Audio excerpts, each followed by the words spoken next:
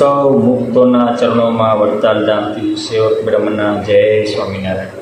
વાલા ભક્તો, sim card વગરના મોબાઈલનો કોઈ મિનિંગ નથી, પેટ્રોલ વગરની ગાડીનો કોઈ અર્થ નથી, એમ દેહભાવ સ્વતી કરેલી કોઈ ભક્તિનો અર્થ નથી.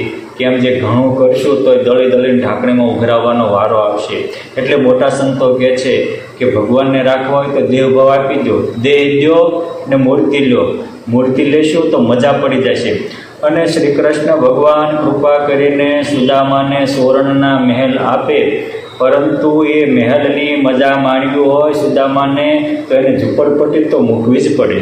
એમ આપણે પણ પુરુષોત્તમ નારાયણની મૂર્તિની મજા માણવી હોય અને મૂર્તિરૂપી મોજ મેળવવી હોય તો દેહભાવ તો મૂકવો પડે.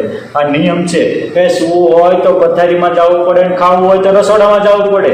એમ પુરુષોત્તમનું સુખ જોતું હોય તો બ્રહ્મરૂપ થવું પડે, મૂર્તિરૂપ થવું પડે. ભગવત ભાવ કેળવાય અને ભગવાન નિષ્ઠ બનાય, એને તો સાચી નિષ્ઠા કહેવાય અને એને તો સાચી ભક્તિ કહેવાય. નિષ્કુળાનંદ સ્વામી ભક્તિની નિધિમાં કહે છે કે ભક્તિ ભક્તિ સૌ કહે પણ ભક્તિમાં બહુ ભેદ. ભક્તિ પ્રભુ પ્રગટની એમ વધે છે સારે વેદ. માટે આપણે જો ભક્તિ જ કરવી હોય તો ભક્તિ એ છે કે આપણો દેહભાવ જાય અને મૂર્તિમાં આપણે રહેવાય. કાર્યને મૂકી દઈએ અને કારણને પકડીએ તો જ સાચી ભક્તિ ઉદય થાય. પુરુષોત્તમ લીલામૃત સુખ સાગરમાં પુરુષોત્તમ નારાયણ એકવાર ગઢપુરમાં પરમહંસોની સભા ભરીને બેઠા હતા અને મહારાજ કહેવા માંડ્યા કે પરમહંસો, તમે બધા ભક્તિ કરો છો, તમે બધા બીજાને વૈરાગ્યની વાતો કરો છો, તમે બધા જ્ઞાનની વાતો કરો છો, પણ સાચું જ્ઞાન શું, સાચો વૈરાગ્ય શું, સાચી ભક્તિ શું? ત્યારે બધાએ પોતપોતાની સમજણ પ્રમાણે કહ્યું. પણ પછી સ્વામિનારાયણ ભગવાન બોલ્યા કે ભક્તિના તો છે ભેગાનેરા ભેદ, તેને ન થાય જગતનો છેદ. મારી મૂર્તિમાં પ્રેમે રેવાય, એ જ મુખ્ય ભક્તિ તો ગણાય. દેહમાં રહીએ એ દેહની ભક્તિ કહેવાય અને ભગવાનમાં રહીએ તો ભગવાનની ભક્તિ કહેવાય.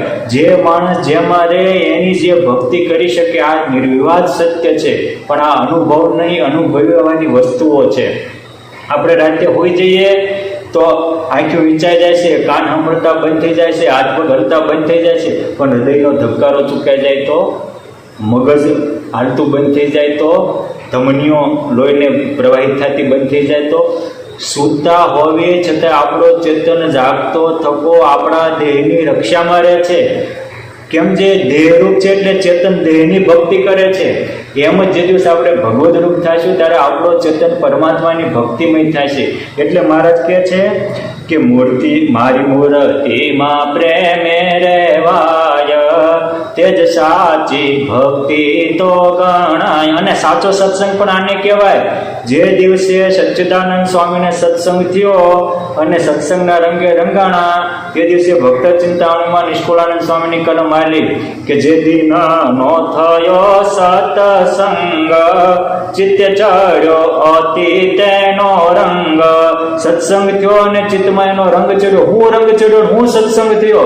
તો કે છે હરે ફરે કરે કાંઈ કામ, રહી મૂર્તિ માયા ઠો જામ. દેહમાંથી બહાર નીકળીએ અને મૂર્તિમાં જામી જઈએ ત્યારે જ સાચો સત્સંગ થયો કહેવાય. આ તો સત્સંગની ચર્ચા કરવી છે, કથા વાર્તા એ તો ચર્ચા છે, સત્સંગ નથી. આ હું વાતો કરું તેમ સાંભળો એ પણ ચર્ચા છે. સત્સંગ ચિંતન છે, સંગ નથી. સંગ તો દેહનો છે.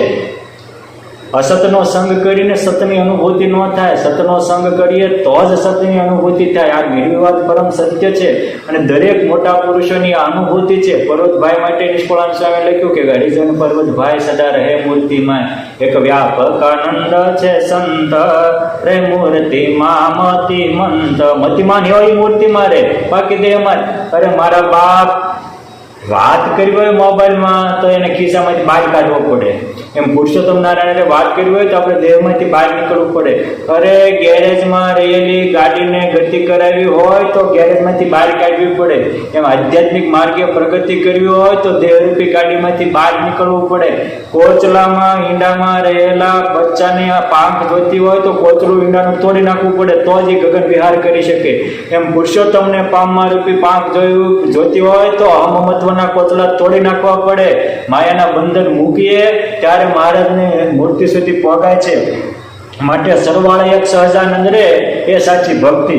વળી મહારાજ કહે છે કે જ્ઞાન અનેક પ્રકારે કરે પણ મૂર્તિ થકી દૂર ફરે.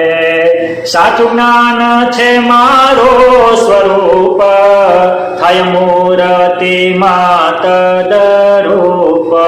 જ્ઞાન બહુ કરે પણ મૂર્તિ સુધી એની વૃત્તિ જ ન પહોંચતી હોય તો એ જ્ઞાન નથી, જ્ઞાનના નામે અજ્ઞાન છે. મહારાજ એ કહે છે કે સાચું જ્ઞાન મારું સ્વરૂપ, આપણું વૃત્તિઓ પુરુષોત્તમ આકારે થાય, મૂર્તિમાં તદરૂપ થવાય ત્યારે જ મહારાજના દર્શન થાય. અને આવું જ્ઞાન થાય ત્યારે સ્વપરમાં શ્રી હરિના દર્શન થાય, સાચી અંતરદ્રષ્ટિ પ્રમાય. અને વૈરાગ્ય ના કાઢે બહુ વેશ પણ વાસના ન ટળે લેશ. મૂર્તિ વિના સર્વનો ત્યાગ એનું નામ સાચો વૈરાગ. માટે સાચો વૈરાગ એટલે મૂર્તિ વિનાનો ત્યાગ. અંદર ને બહાર જ્યાં જોઈએ ત્યાં એક ભગવાન દેખાય, બીજે ક્યાંય રુચિ જ ન થાય, બીજે કંઈ ગમે જ નહીં, એનું નામ વૈરાગ. વાલા વાલા મહારાજ વાલા વાલા મુક્તોને પ્રાર્થના કરીએ કે હે મારા નાવલિયાનાથ અક્ષરધામમાંથી આવીને આપ આવું ભક્તિ, આવું જ્ઞાન અને આવું વૈરાગ શીખવવા આવ્યા હતા અને પરમહંસોને આ શીખવતા હતા. અમે પણ આપના માટે ભગવો ભેગ પહેર્યો છે. માટે અમારા હૃદયમાં પણ આવું જ્ઞાન, આવું ભક્તિ ને આવો વૈરાગ્ય આવે અને અમે વહેલા વહેલા આપને પામી જઈએ એવી શક્તિ, ભક્તિ, સમજણ અમારામાં પ્રતિદિન પ્રકાશતા રહો એવી આપના પાવન ચરણોમાં પ્રાર્થના. જય સ્વામિનારાયણ.